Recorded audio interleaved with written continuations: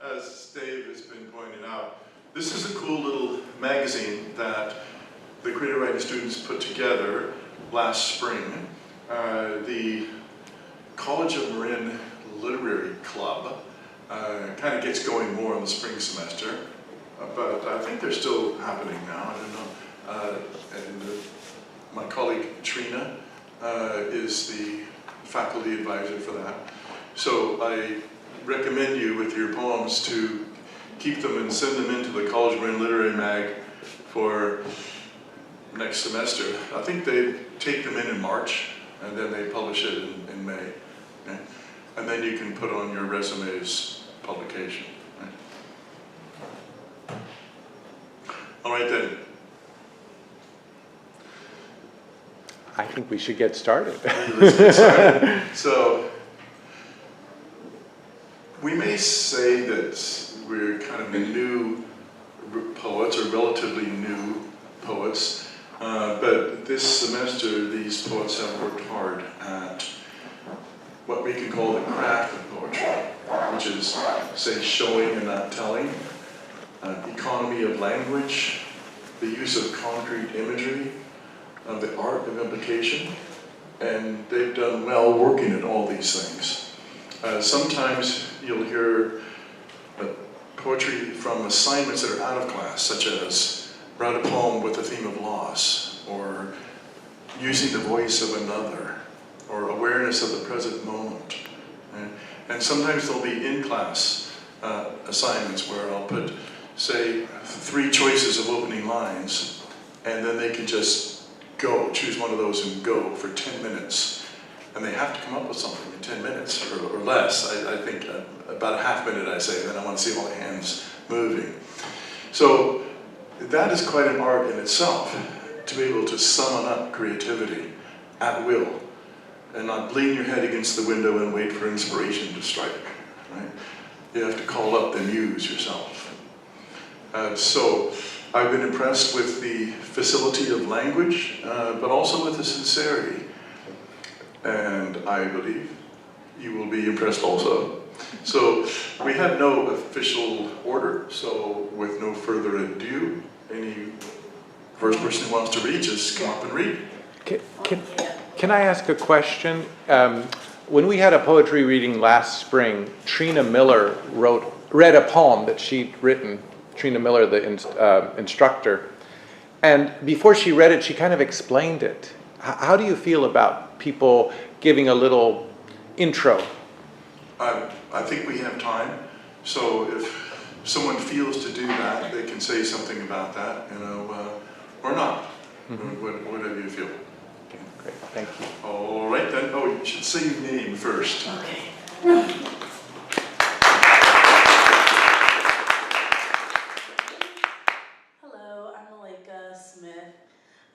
So I think I'm going to be reading 2 poems. So the first poem that I'm reading is called Bees. Yeah, I'm just do that. All right. Once a girl who knew nothing but what bees really do, pollinate flowers and make things beautiful, the creation of life. Watching always, always watching, hoping to one day do the same, create life. Dark night who was disguised as sunlight, pollinated, and it wasn't beautiful. Pain, sadness, and embarrassed. Regrets of finding out what bees do. A flower grew and grew, creating life right before her eyes, creating something beautiful. And she remembered the little girl who knew nothing but what bees do, make life beautiful.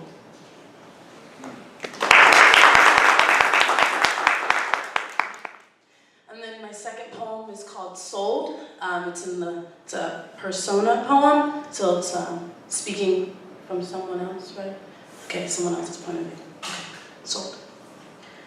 Sally, I stand facing these white faces, sweat dripping from my dark skin. The sun shines right on my face, like fire staring me down. 16 years of age.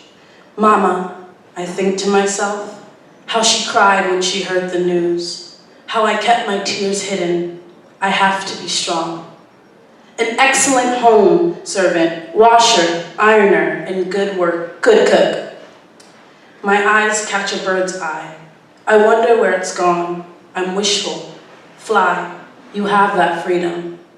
A fine house girl. I can still smell my mama's cooking, hiding under her skirt as she cooked the master's supper. Her soft, sweet chocolate fingers stroked my dark skin, and I felt no fear. Sold. 2 tears like molasses down my cheek. I must be strong.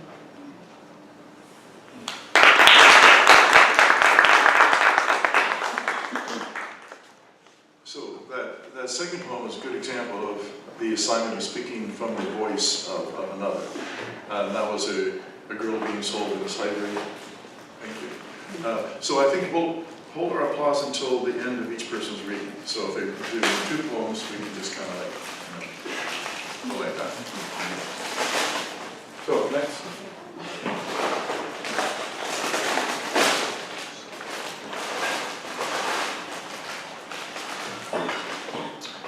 Test, okay.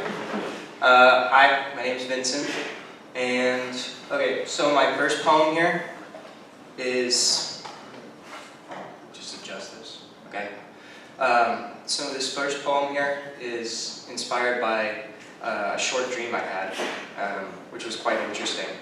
It's titled, My Head Stuck in a Microwave. Tired, dazed, confused, hot, awoken, hurting, aching, worrying, burning, yelling, screaming, crying, expanding, bulging, bleeding, gushing, tearing, cracking, rupturing, exploding, done.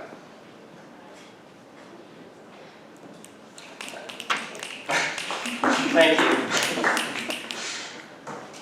Alright, so I got another one here. This one, I don't know what this one is exactly. Kind of came from like some music I listened to. It's titled My Friend Lonely. An island. There is lonely, always there with me, myself and I. An asylum. There is lonely, always there with me, myself and I. A mountain. There is lonely, always there with me, myself and I. Wherever I go, there is lonely, always there with me, myself and I, and no one else. My whole existence, there is my God, always there with me, myself and I, until I die.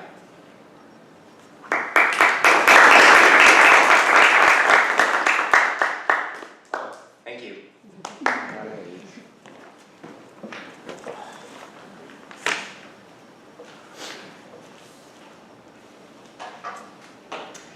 My name is Renee Dunn.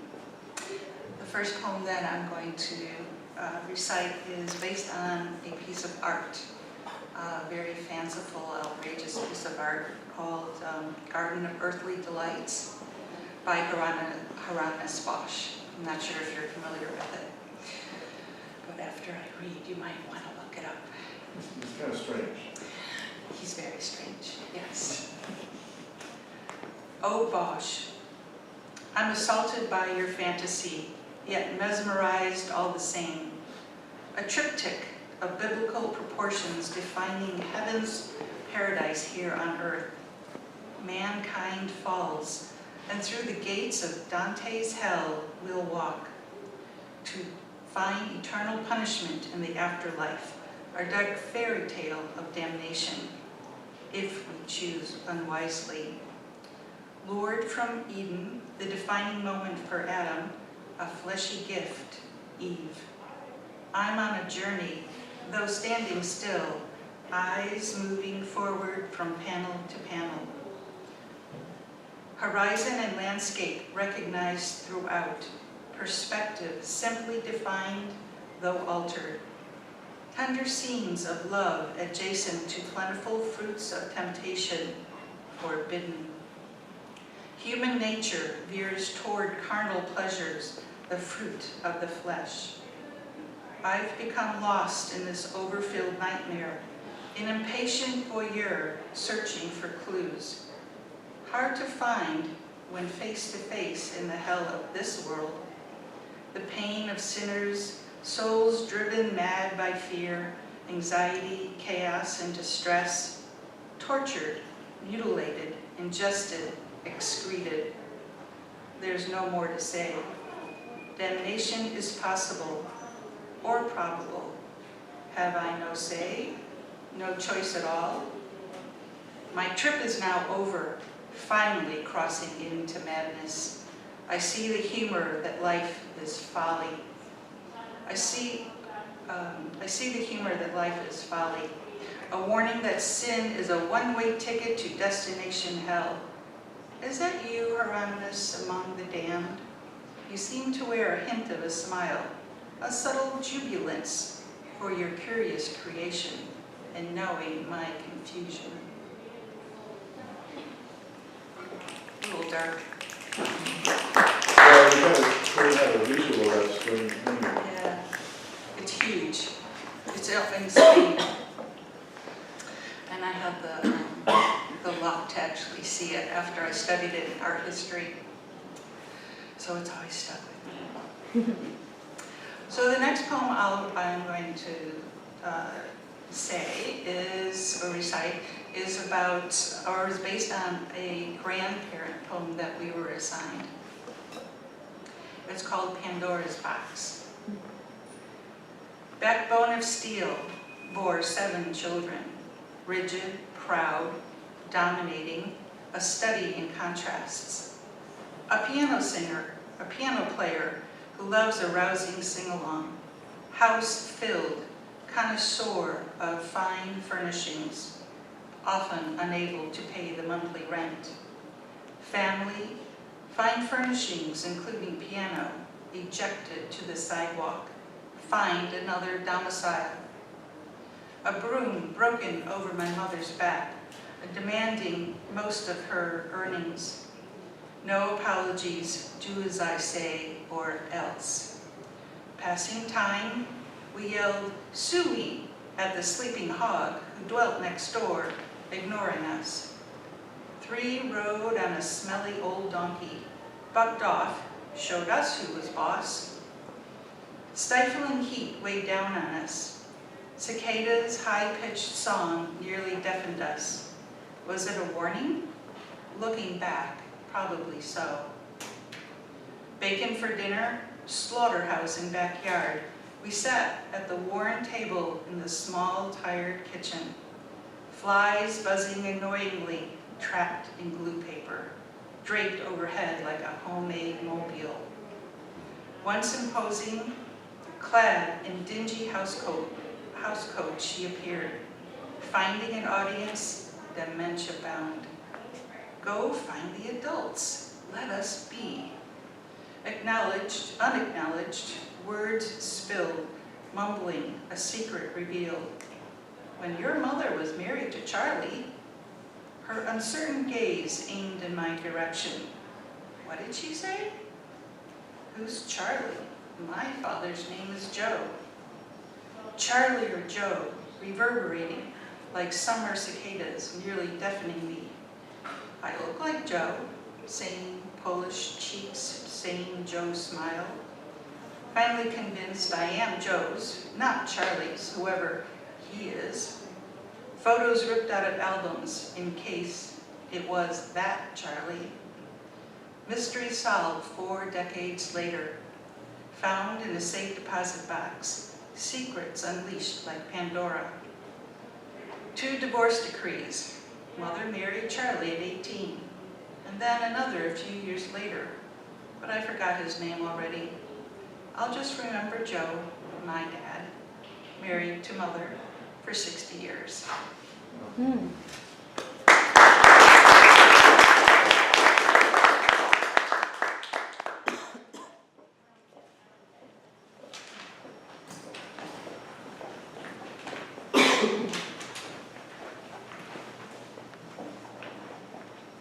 Okay, I'm going to start by reading a haiku, and then I'll read a poem. a thief's calloused hands, a smooth silk jacket pocket, so silky, so smooth. So now I'm going to read a poem. This poem's called A Cute Little Board. Soft breeze, warm sunlight. I rest on gentle twigs, then leap forward. Wind shifts, skies rumble, cold wind, black clouds, horizontal rain. I'm tattered about, frosted feathers, pounding gusts, thick fog, light glimmer, clear air, smooth breeze, gliding above rustling waves. I'm mirrored on a shining sea, with a shadow beyond the reflection. Tooth-stuffed jaws explode, darkness shuts around me.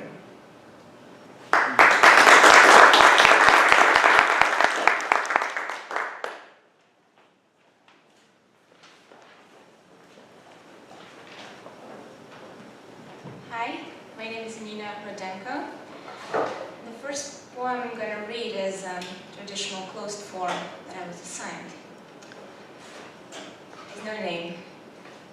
I'm a billowing tent lacking stones at the rim, swollen with mayhem and fear, refusing to crawl, to ramble, to swim, or to hide under a polished veneer. I'm a harrowing scream of a threatening storm, sodden with hunger of wanting, a perpetual brawl against the norm, a highway that is mostly daunting. I'm a brook that descends from the mountains of snow, laughing at trees that are hollow, and I form such a shallow yet rapturous flow, unaware of impending sorrow. No, it's not a riddle. Who's the I? It's not a persona poem, so I is the I. And the second one, I wrote it many years ago, but I still like it so much I decided to read it. It's called This Game Has No Name. There are no rules in breaking the lines, or people, so let me start over with gushing, or ripple. No rhymes, no excuses, no more than a blazing mind, memory, solar plexus. We only need novelty in its familiarity. We only crave traveling to mourn our roots. We only gaze scornfully to hide inner hatred. And we need some sugar to hate even more. Ourselves, our body and nose and peeled lips, the whole inability of grabbing a person, a chance, opportunity, those delicate shoulders, everything that is beyond our reach. Jacks of all trades and yet leapers and prosper, we cover ourselves with thousands of words, in need to equivocate, in power of striking a chord in a balance or even a nerve, we drowning in a void or in a profundity, in fear of being surpassed, overcome. When poetry is a cult of personality and fiction is repentance, what's left for those who are in love with a sentence?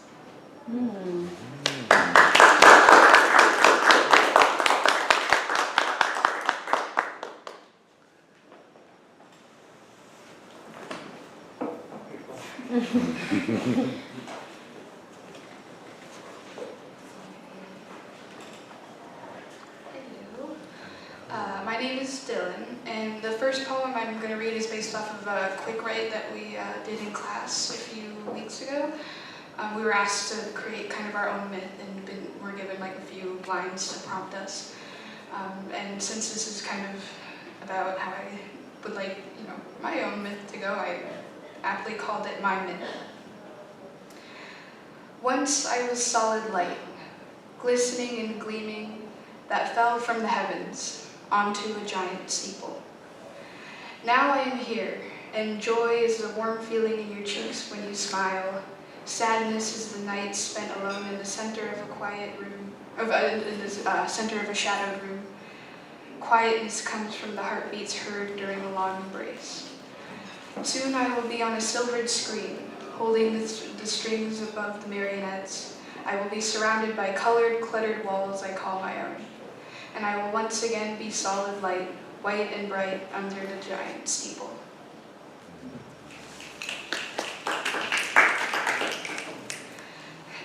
The second one I have is actually based off of a series of dreams that I had a little while ago. It's a little spooky. I call it Earthquake.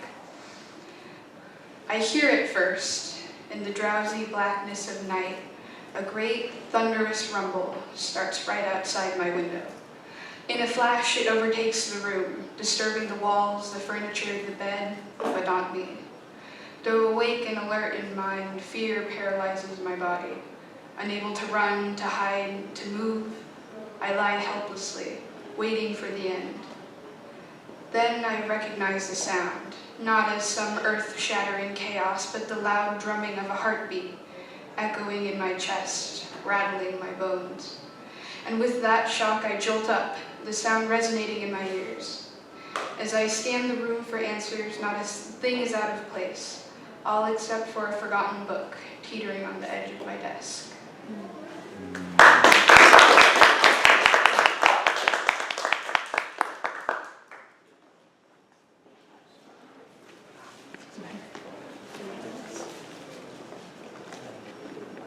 Hi, I'm Seth Evans, and there we go. And this is a poem we wrote about a traditional form. This one, for instance, is a terza rima. Alright. Ended by the smallest blaze. The ground collapses, I fall tumbling. Redwood branches scratch against my bare skin. On knotted brush, I feel rocks crumbling. I scrape and slide, and land in poison kin. Blackened oils, gnarled thorns, it's hemlock. Rashes form, flesh bubbles, my time is thin. I rise, open wounds ache. I start to walk. Oils mix with blood, entering the vein. But there's hope, an herbalist by the dock. My legs seize as my arms shudder in pain. It's in my bloodstream, attacking my heart. Adrenaline leads, yet I feel vigor wane. Just a simple fall, I thought I was smart. Now my muscles have grown rigid as stones, and my nervous system falls apart. My knees cave in, brambles muffled my strained groans, and I wonder, how long till they find my bones? One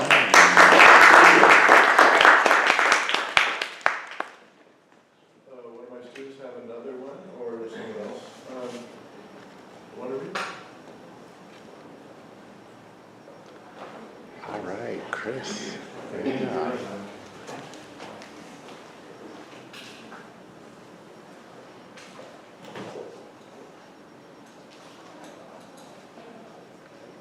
Hi, I'm Chris Dunkel, and I occasionally write poetry.